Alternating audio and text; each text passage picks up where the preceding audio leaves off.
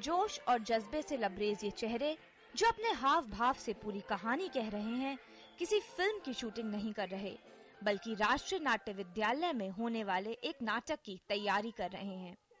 कहने को तो सिनेमा की बढ़ती लोकप्रियता से रंगमंच पर प्रभाव पड़ा है, लेकिन ऐसा है नहीं।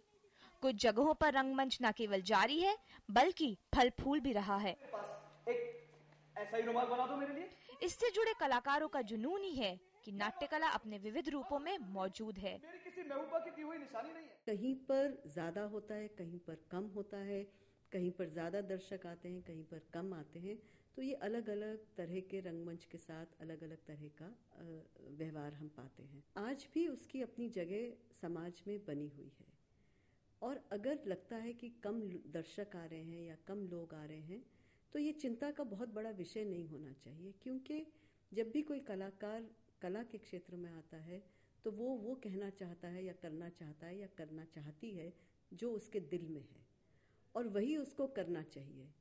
क्योंकि जैसे टैगोर ने कहा कि हमें अकेले रहने की और खड़े होने की ताकत होनी चाहिए। तो अगर आज कम लोग उस काम को पसंद कर रहे हैं तो भी हमें बहुत घबराहट नहीं होनी चाहिए, क्योंकि हो सकता है कल वो संख्या बढ़ जाए, या आज जिसको बहुत ज्यादा लोग देख रहे हैं कल उसको कम लोग देखना शुरू कर दे। देश में भरत मुनि के नाट्य शास्त्र से शुरू हुई नाट्यकला एक लंबा सफर तय कर अपने मौजूदा स्वरूप में पहुंची है। इसने शास्त्रीय से पारंपरिक और वहां से आधुनिक स्वरूप पाया। यह कला सिनेमा की तरह चमक दमक से भरी हुई नहीं है और न ही सिनेमा की तरह पलायनवादी प्रवृत्ति को बढ़ावा देती है। इसके केंद्र बिंदु में आम आदमी और सामाजिक समस्याएं होती हैं। इसके अलावा रंगमंच दर्शकों के साथ एक जीवंत वार्तालाप है। उसके कलाकारों को भी दर्शकों के सामने बिना किसी गलती के अपनी कला का प्रदर्शन करना पड़ता है, जो कि बेहद मुश्किल है। कलाकार के लिए बहुत कठिन है एक परफॉर्मेंस को पूरी तरह से अदा करना। मतलब उसको भूलना नहीं चाहिए, उसको उसकी एक एक हरकत को जीवित करना चाहिए और पूरे समय अपने पूरे तन मन से उसको अदा करना होता है। तो ये बड़े परिश्रम और कठिनाई के बाद ही इस तरह की महारत हासिल होती है। अपने पारंपरिक चरण में नाट्यकला ने प्रांतीय क्षेत्रों में अपनी जगह बनाई। गुजरात में भवई, पश्चिम बंगाल में जातरा, हरियाणा, उत्तर प्रदेश और मध्य प्रदेश में स्वांग, कर्नाटक में यक्षगाना काफी प्रचलित हुए। लेकिन अब यह कला प्रांतीय क्षेत्रों में भी थोड़ी कमजोर पड़ गई है। रंगमंच के सामने कई चुनौतियां हैं, जिनके चलते लोग इससे जुड़ने से कतराते हैं। इनमें से प्रमुख है कलाकारों को मिल रहा मेहनताना। कलाकारों के अभिनय को देखते समय लोग भूल जाते हैं कि वो भी इंसान हैं, जिन्हें आजीविका की जरूरत होती है। रंगमंच में विडंबना ये है कि वो अभिनेता का माध्यम है, लेकिन हम ये पाते हैं कि अभिनेता के अलावा हर किसी को उसमें से काफी आमदनी हो जाती है। कई बार जब कलाकार करता है तो हमें उसका काम बहुत आसान लगता है।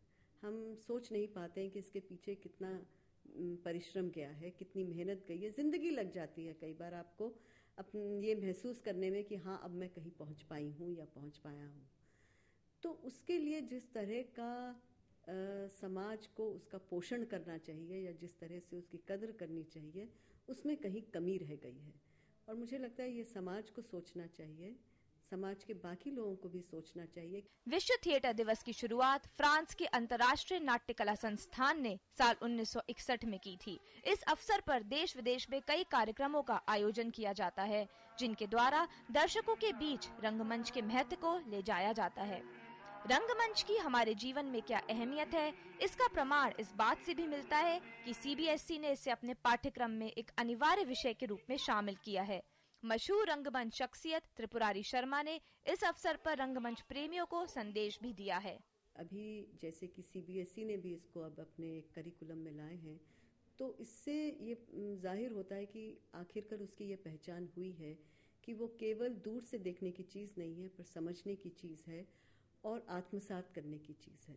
ये जिंदगी के रंग का ही मंच है कि जिंदगी के जितने रंग हैं, जितने अनुभव हैं, जितने तौर तरीके हैं, वो उन सब में से उसका सार निकालकर उसको एक मंच पे लाता है। कल्पना में जाने की शक्ति है, ये बहुत बड़ी शक्ति है थिएटर की, क्योंकि वो असंभव को संभव करती है। और मुझे लगता है कि जो समाज असंभव के संभव होने पर यकीन करता है, वो अपने बहुत सारे सपनों को जीवित कर सकता है। और जहाँ सपने होते हैं और जहाँ हम सपनों की संभावना में विश्वास करते हैं, तो वो जीवन भी और वो समाज भी और वो दुनिया भी जाहिर है हमेशा एक ऐसी होती है जो आगे की ओर बढ़ रही होती है, जो आगे कुछ देख रही होती है और अपने से बेहतर ही देख रही होती है। रंगमंच केवल मनोरंजन का साधन नहीं है, बल्कि वह हमें जीवन जीने का तरीका भी सिखाता है। रंगमंच सपनों की वो दुनिया है जो हमें एक असंभव सी लगने वाली दुनिया को पाने के लिए प्रेरित करता है।